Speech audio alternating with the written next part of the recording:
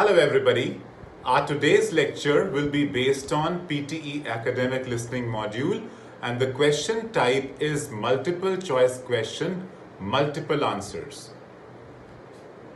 The skills that are checked are only listening, and for every correct response you get a 1, whereas for every incorrect response you get a -1. Remember, this question type is the one which has got negative marking. The lowest number of marks that you can get here is 0. It will not go into negative, don't worry. Now some do's and don'ts of multiple choice questions. The first do, skim for keywords to guess the basic idea. Grasp the meaning of the audio, which is again important. Make notes of all the main points. Eliminate after considering the options. Don't worry, we'll do that one by one. Once we come to it, we'll do it. Some don'ts. Don't lose concentration. Don't choose the options while listening because they're going to change the options. Again, we'll do some tips. Tip number 1, make notes while you do the listening. Shortlist the options by matching the keywords. Finalize the correct options at the end only. If you have selected an option but not sure about it, do not do a blind guess. There is negative marking, keep that in mind. Negative marking is there. Now I'm going to play the audio of multiple choice question. First question. Which of the following are mentioned as being difficult to readapt to when returning to your native country after a long absence? Read the question properly. You will understand what the passage is going to be about. The passage is going to be about coming back to your native country. There are 6 options, A, B, C, D, E, F. Once you listen to it, once you make the notes, you know what is to be listened to, and then you eliminate. Readjusting to life in your own country after living abroad for some time is a little like recovering from jet lag after a long flight across several time zones. It takes time. And research indicates that after 9 years of living in a foreign country, you never really do readjust. Of course, things have changed. Governments have come and gone.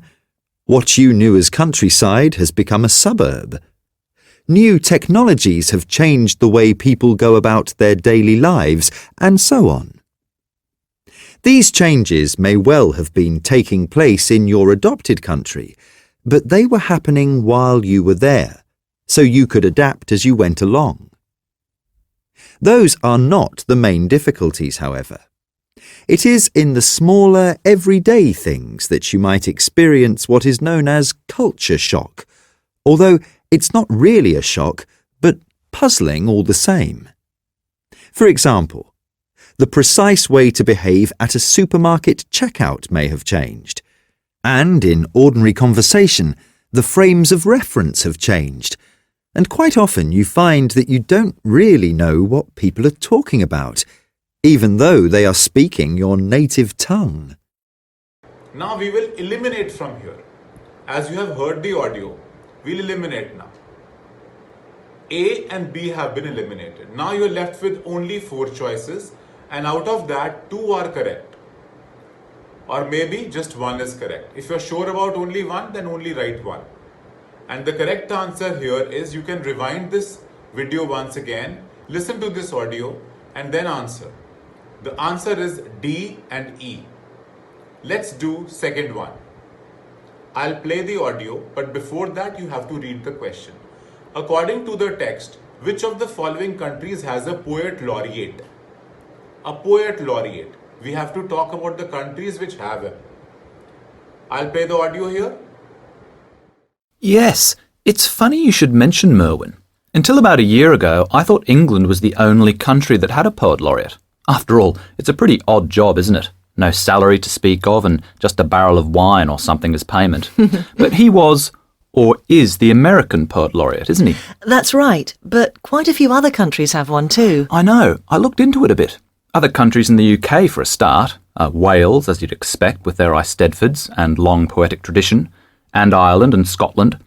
I think some places that were colonies or in the Commonwealth have them. Canada, for example. And who's that wonderful Caribbean poet? The one that wrote Omeros. Derek Walcott. That's him. He was the poet laureate of St. Lucia. But what about the rest of Europe? Don't the French have such a thing? No, I don't think so. They've got the academy, and you get elected to that if you're considered the best in your field. But I think Germany might have. No, it wasn't Germany. Somewhere else, but I don't remember. By the way, you're a bit behind the times in thinking what they get paid as a barrel of wine. All that changed long ago. But one of the more recent ones asked to have it back. Okay, now you eliminate. The elimination round is very important. We have eliminated 2 choices, Germany and France, and we have 4 choices left, A, B, C, D. And the answer is B and D. Let's have a third round of practice. I am going to play the audio. Noises are defined as disagreeable sounds, but this suggests that they are no more than an annoyance, something to be put up with. There is increasing evidence that noise, on the scale that people who live in big cities have to deal with, is dangerous and can give rise to serious health and social problems, some of which, such as its effects on people's behaviour and anger levels, you might not have thought were caused by noise and are health concerns. There is, of course, the almost constant noise of traffic, though this isn't a particularly modern problem. In ancient Rome, there were rules to minimise the noise made by the iron wheels of wagons, which battered the stones on the pavement, causing disruption of sleep. Traffic noise is one of the health hazards, as it can lead to other problems like noise-induced hearing impairment. It is also highly distracting, interfering with speech communication and leisure time relaxation. And while this doesn't drive you mad in the medical sense, it is intensely annoying and can lead to mental health problems. Also, noise, whether you work in a place where loud machinery is operating or not, can have an effect on performance at work. Though in itself not a health matter, this can lead to other problems. And I hope you have read the question. Which of the following are mentioned as health problems caused by noise? If you haven't read the question, you will not be able to understand the audio. There are 5 options, A, B, C, D, E. Now we will eliminate. 2 options are gone, A and C, and we are left with 3 options, that is B, D and E. The correct options are B and D. It is very important that you follow these tips to get a perfect score. Follow this channel, subscribe to it, comment, like and share. Thanks for watching.